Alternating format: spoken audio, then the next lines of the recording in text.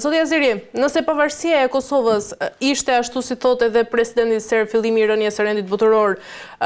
që mbi 100 shtete e kanë njohur atë dhe se gjykata ndërkombëtare e drejtësisë, pse nuk e ka konsideruar shkelje të së drejtës ndërkombëtare pra sipas deklaratave që ka bërë presidenti serb Aleksandar Vučić? Deklarata e Vučićit tani kur Kosova po shënon 18 vjetorin e pavarësimit të saj, nuk është një deklaratë që duhet në habis. Këto deklaratat e tilla nga presidenti Vučić, por edhe nga zyrtarë të tjerë në Beograd janë bërë në çdo përvjetor të pavarësisë së Kosovës. Kishte edhe deklarata të tjera kur që deklaronin nga zyrtarët e Serbisë se ky do të jetë edhe përvjetori i fundit i pavarësisë të Kosovës, si që deklaronin ata. Pra gjykata e drejtësisë ka vendosur një herë për gjithmonë se pavarësia e Kosovës nuk ishte shkak i kurparprishjes rendit të ri botëror, kështu që këto deklarata të stilit të tillë të Vučićit janë bërë plot tash 18 vite dhe nuk është diçka që do të mund na habiste. Ndërkaq zoti Azeri, Vučić foli për vendimet e gabuara të fushive të mëdha në vitet 99 dhe 2008 duke sugjeruar se Serbia ishte viktimë e padrejtësive globale. A mund të flitet tashmë për padrejtësinë ndërkombëtare pa adresuar këtu dhe rolin e Beogradit në konfliktet e vitit 90 dhe politikat që çuan në ndërhyrjen e NATO-s në vitin 1999? Të drejtën, politikat e Serbisë në atë kohë kur ishin shkaktarë të shkaktimit të gjitha luftrave në atë që quajmë procesi dezintegrimit të përgjagjshëm të ish Jugosllavisë, pra ishte Serbia që po kërcënonte seriozisht rendin e ri, atëherë rendin e ri botëror dhe një luftë për masave më të gjera. Por ishte perëndimi ai që sadopak mbajti nën kontroll të gjitha luftrat në ish territorin e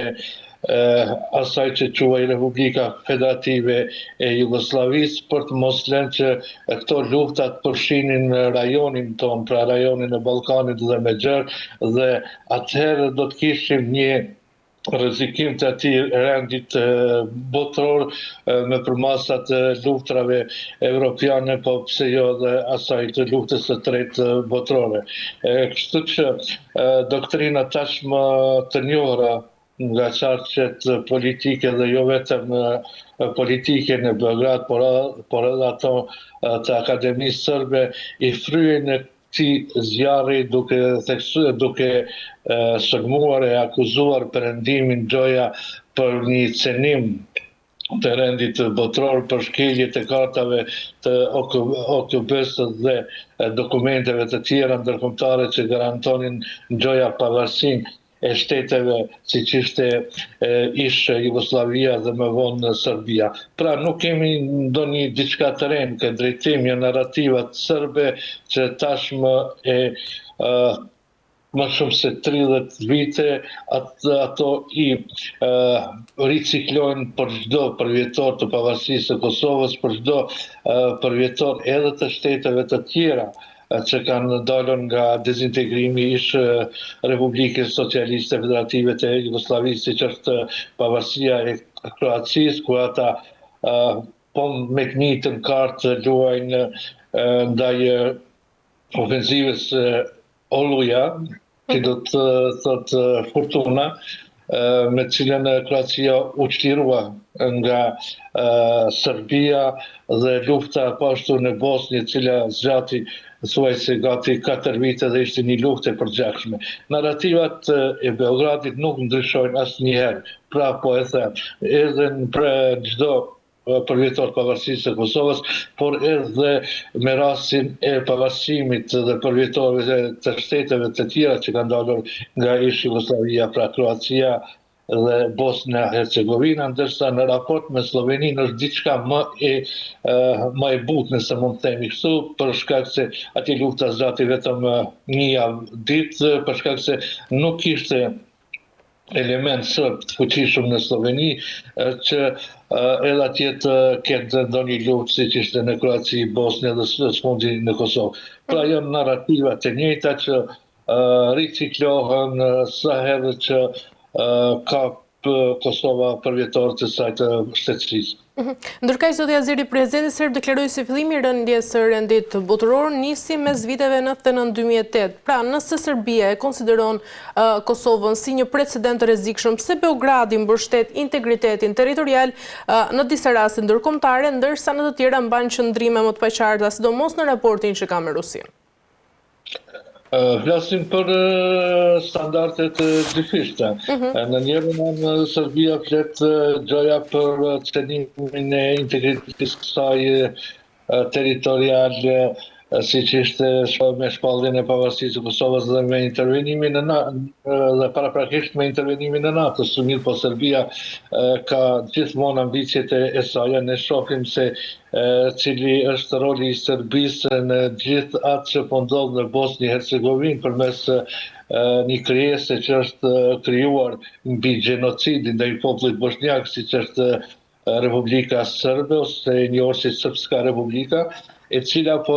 dhe liderët e saj si që është Dodik dhe tani pasasit e tij të zgjedhur atje në krye të kësaj krijese, që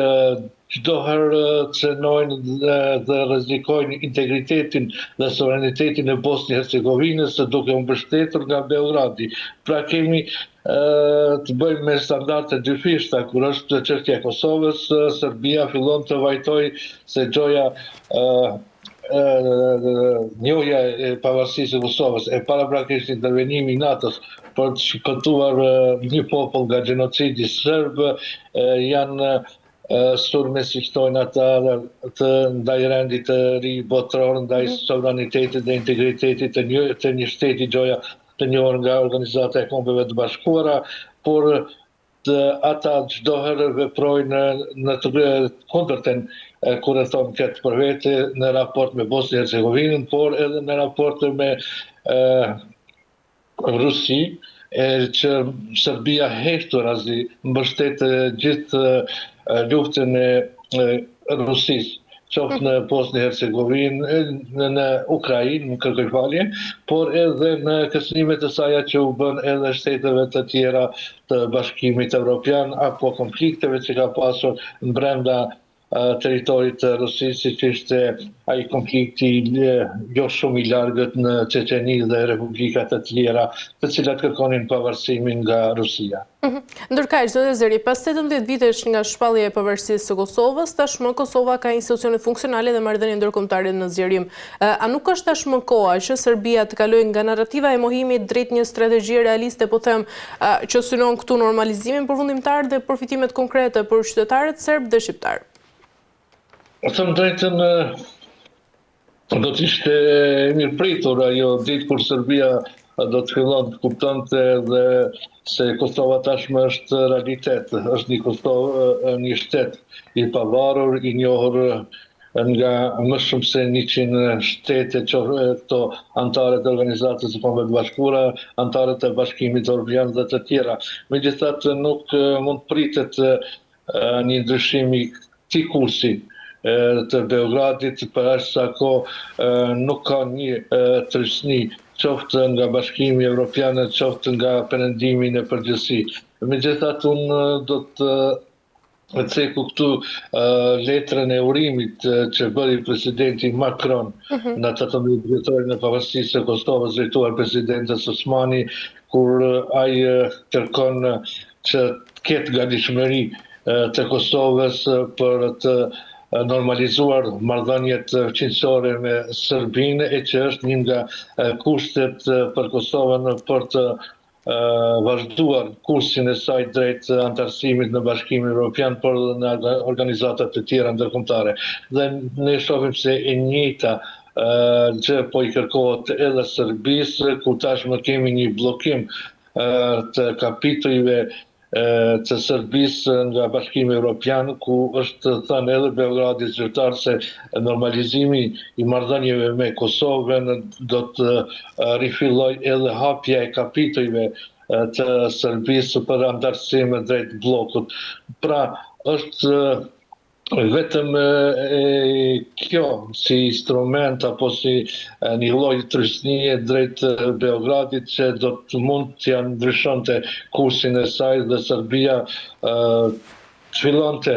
të sillet si një shtet normal ndaj fqinjit të vetë në këtë rast ndaj Kosovës dhe të stabilizonin e të avanconin marrëdhëniet e tyre si dy shtete fqinje. Ndërkaq, zotja Zeri Vučić deklaroi se Serbia nuk u kthye duke paraqititur situatën si një betejë rezistence kombëtare. A e forcon kjo retorik pozicionin ndërkombëtar të Serbisë apo e mban tashmë vendin në një konflikt të ngrirë që ndoshta pengon këtu dhe integrimin evropian? Kjo mban patjetër konfliktin e ngrirë, po ashtu mban edhe të penguar proceset e antarësimit të Serbisë drejt bllokut evropian. Megjithatë, janë edhe këto deklarata, duhet parë edhe në prizmin e një diskursi të brendshëm politik që tashmë i duhet Vučićit, i cili ka filluar çdo ditë më shumë të t'i përmend zgjedhjet e parakohshme në Serbi, po pa caktuar ndonjë datë se kur do të mund të mbahen ato. Pra janë edhe deklarata për konsum të brendshëm politik për të luajtur në një farë formë edhe me ndjenjat nacionaliste, ku Vučić llogarit se do të ketë vota për partinë e tij, edhe pse në disa raste ai deklaron se më nuk do të kandidoj në zgjedhjet e ardhshme në Serbi, megjithatë nuk është shumë për t'y besuar, pasi që ne po shohim se rajoni i Ballkanit tashmë kemi lider autokrat të cilët jo lehtësisht lënë pushtetin e aq më pak me procese zgjedhore, kur dihet shumë qarta proceset zgjedhore në Ballkanin përgjithësi janë procese që manipulohen shumë lehtë dhe ata që janë në pushtet kanë edhe një favor. Pra nuk mund të shohim një garë të barabartë në një proces të barabartë të zgjedhjeve dhe gjitha këto deklarata të presidentit Vučić bëhen edhe për këtë arsye. Pra, arsye që të ketë një lloj avantazhi në zgjedhjet e parakohshme parlamentare që pritën të bëhen në Serbi, pritet qershori ose shtatori i këtij vitit, megjithatë akoma nuk është caktuar ndonjë datë. Por them edhe një herë, narrativa serbe, narrativa nacionaliste në raport me Kosovën do të vazhdojë derisa, siç e tham edhe më parë, nuk ka një trysni të vendosur nga Bashkimi Evropian, por edhe nga perëndimi në përgjithësi që Serbisë t'i bëhet shumë e qartë në raport me Kosovën, se duhet t'i normalizojë marrëdhëniet si dy shtetet fqinje, për të vazhduar procesin e saj drejt integrimeve në Bashkimin Evropian, por edhe për të pasur një respekt të saj në arenën ndërkombëtare. E qartë. Zotja Zeri, ndërkaq do doja të rikthehesha pak tek Tribunali i Hagës. Prej vitesh procesi në dhomat e specializuara ka ngritur pikpyetje mbi balancën e drejtësisë ndërkombëtare dhe shumë në Kosovë këtë e shohin si një gjykatë që trajton vetëm njërin palë të konfliktit. Pse drejtësia ndërkombëtare duket e përqendruar tashmë vetëm tek ish-pjesëtarët e UÇK-s, ndërsa krimet e kryera nga forcat serbe trajtohen në procese të tjera ose ndoshta edhe me intensitet më të ulët? Them drejtën, unë jam i prirë për të respektuar institucionet e drejtësisë dhe qoftë kjo edhe gjykata speciale e Kosovës në Hagë. Do të rikujtoj juve dhe gjithë televizionistëve tuaj se ishte kuvendi i Kosovës që themeloi një gjykatë të tillë, pra gjykatën speciale apo siç njihet edhe dhomat e specializuara të Kosovës në Hagë, dhe kjo është bërë për shkak se Kosova ishte në një farë forme e pamur ose në objektivin që nuk ka një sistem të drejtësisë, një sistem që bazohet mbi vlerat ligjin dhe drejtësinë, dhe për atë ndodhi edhe gjykata speciale në Hagë. Sa i përket zhvillimeve të fundit, unë shoh se dënimi që prokuria kërkoi prej 45 viteve për secilin nga të akuzuarit në gjykatën speciale të Kosovës në Hagë, unë shoh vetëm një përpjekje të prokurisë për të bërë presion ndaj gjykatës, ndaj gjykatësve, që ata të marrin një vendim dënues për ish 4 udhëheqëse apo liderëve të ushtrisë çlirimtare të Kosovës. Me sa kam mund ta përcjell, unë kam parë që prokuria ka dështuar që ti argumentoj kërkesat e saja, që ti argumentoj pretendimet për krime të llahtarshme, gjoja të llahtarshme që kanë kryer këta persona, pra liderët e ushtrisë çlirimtare të Kosovës. Dhe në fund unë dua të them se shpresoj në bazë të asaj që është zhvilluar deri më tani në këtë gjykatë, që të 4 liderët do të shpallën të pafajshëm. Pasi që, po e them edhe një herë, nga ajo që është prezantuar në publik, pasi jo rrallëherë ka pas edhe seanca të mbyllura ku ne si publik apo si përcjellës të këtyre ngjarjeve nuk kemi mundur të informohemi se çfarë po zhvillohet në raport me atë çfarë kanë dëshmuar dëshmitarët e mbrojtur, por në pjesën e fundit, në fjalën përfundimtare të prokurisë, e cila ka kërkuar këtë dënim drakonik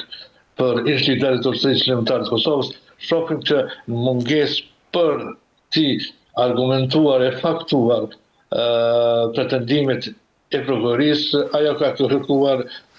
një dënim aq lartë sa që nuk parashihet as me ligjet aplikueshme, qoftë të ato të ish Jugosllavisë, her pas here kjo gjykatë është dhënë, por edhe me ligjet tani të aplikueshme në Kosovë nuk parashihen dënime prej 45 viteve. Dënimi më i lartë mund të jetë 15 deri në 20 vjet, por jo edhe në 45 vjet. Pra e shoh vetëm si një lloj presioni ndaj gjykatës, ndaj gjykatësve, që përfundimi apo epilogu i këtij procesi të jetë në favor të prokurisë. E qartë, mirë, zoti Azeri, për ta mbyllur, ndërkaq shpytja e fundit, vendimi i ardhshëm nuk do të jetë vetëm juridik, por sigurisht edhe politik në ndikim. Mendoni se Haga është e vetëdijshme për peshën historike dhe shoqërore të këtij vendimi që do të mund të japë dhe përbesojet që mund të ketë në stabilitetin e brendshëm të Kosovës? Natyrisht Haga e ka këtë është e vëmendshme për gjithë se cili do të jetë epilogu dhe i këtij procesi dhe sa do të ndikojë ai në raport, qoftë me stabilitetin e brendshëm në Kosovë, por qoftë edhe me imazhin e Kosovës në arenën ndërkombëtare. Megjithatë, unë pres që ky proces të përfundojë në favor të 4 liderëve të ushtrisë çlirimtare të Kosovës, dhe Kosova të mos dalë dëmtuar nga ky proces, qoftë në aspektin e brendshëm, qoftë edhe për imazhin e saj ndërkombëtar dhe për proceset eurointegruese të saj, siç është antarësimi në Bashkimin Evropian, por edhe në NATO dhe Organizatën e Kombeve të Bashkuara, që një dënim që do të mund të vinte për këtë katërshe, atëherë do të vështirësonte patjetër proceset eurointegruese të Kosovës në blok, në NATO dhe më vonë në Organizatën e Kombeve të Bashkuara, por që do të jetë edhe një faktor destabilizues edhe në aspektin e brendshëm, pasi që askush nuk do të mund të parashitet se çfarë do të ndodh tani me Kosovën, qoftë po e përsëris edhe një herë në arenën ndërkombëtare, qoftë edhe në aspektin e brendshëm të saj, ku do të kishte mjaft vështirësi në funksionimin e saj. E qartë, mirë, zoti Azeri, kemi arritur në fund.